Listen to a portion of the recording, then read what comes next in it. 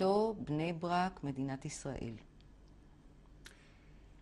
תרשו ישעיהו, לי להציג. תספר לנו מי יושבת לידך. תרשו לי להציג חברתי מילדות, ומשנת 49, שנת 49, אוקטובר, 16 לאוקטובר, אשתי ושותפה שלי בחיים, בשמחה ובטוב, וחס וחלילה גם בבעיות. אנחנו שנים רבות, לאה, קראו לה מרתה רבס, הייתה חניכה שלי בקבוצה של גרמניה, בקבוצה ראשית כל בסגד, בבית הילדים הייתה מדריכה לילדים.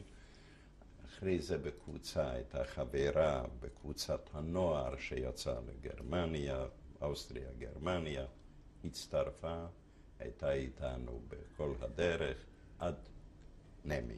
מנמי חזרה, נמי חזרה,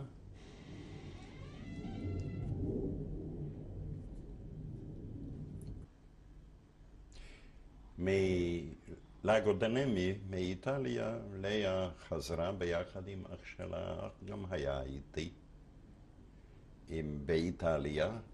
הוא עזר לי בארגון בעיקר, אבל בעיקר ללמד מתמטיקה לנערים, נערות, והם חזרו, היות שגם אותו עם אשתו ועם התינוק בן שנה לא לקחו לבריחה.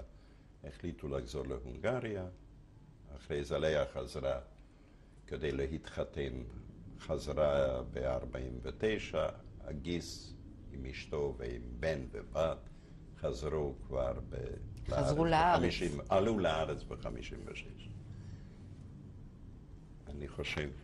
יש לך איזשהו מסר למסור? לא, תראי, אני לא אוהב מילים גדולות. זה לא מילים גדולות.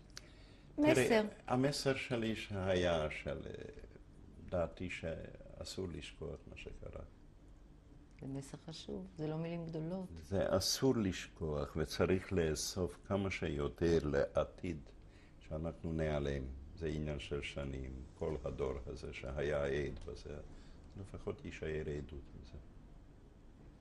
גם על מעשי הנבילות והמעשים הנוראים, וגם על זה שמעשים הנוראים, וגם על המעשים של כמה אנשים צעירים שהקדישו לא מעט מרץ, זמן, עוצמה, כדי להציל אחרים.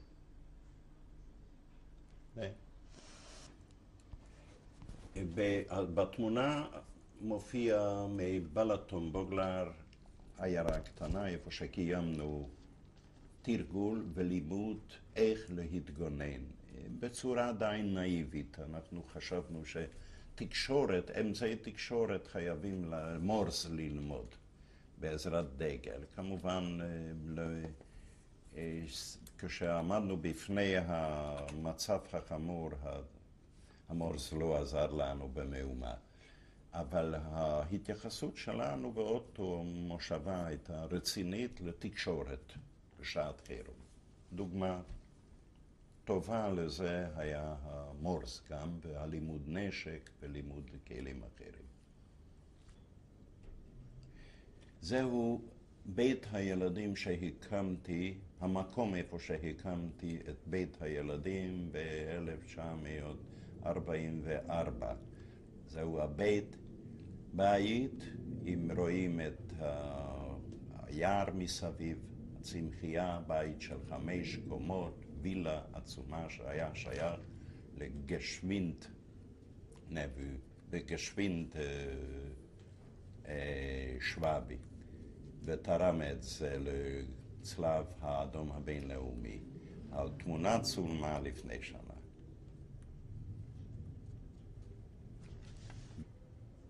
התמונה צולמה לפני שנה ב-1994.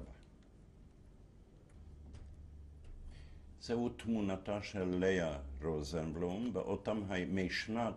באותם הימים קראו לה מרתה רבס, משנת 1944, אני מניח מחודש אפריל באותה שנה עם הטלאי הצהוב, המגן דוד הצהוב, שחייבו אותנו באותם הזמנים הגרמנים לשאת. זהו בית הילדים בעיר סגד משנת 1945.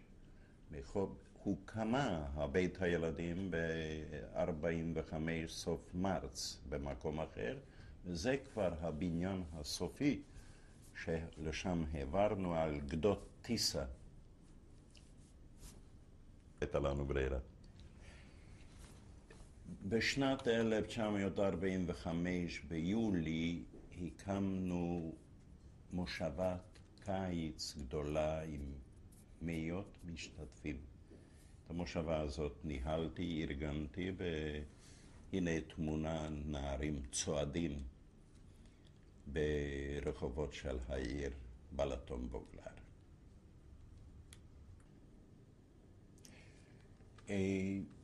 על קבוצת נערים מהפלוגת עליית נוער, כפי שקראו לקבוצה שלי באיטליה, הם יצאו, או יצאנו למעשה לטיול, וחלק מהחניכים שלי ביחד עם עוד כמה גם מדריכים שהיו איתנו, הצטלמו על לפני סן פייטרו שברומא, בוותיקן. בשנה 1947, בחודש סוף מרץ.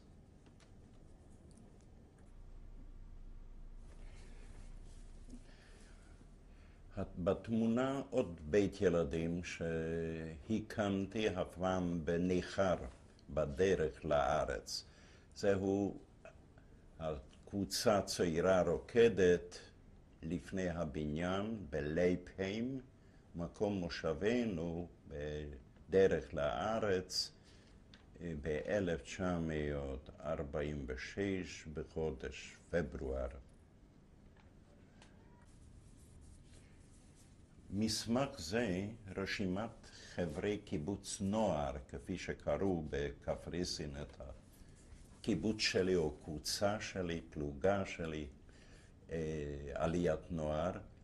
זה קיבלתי מתנה מחוקר שחיפש מסמכים ומצא מסמך רפואי כזה, איפה שפקידי הרופאי שיניים שפעלו בקפריסין רשמו את שמות הילדים, מוצאם, גילם, וכמובן מה הפגמים בשיניים למען תיקונם.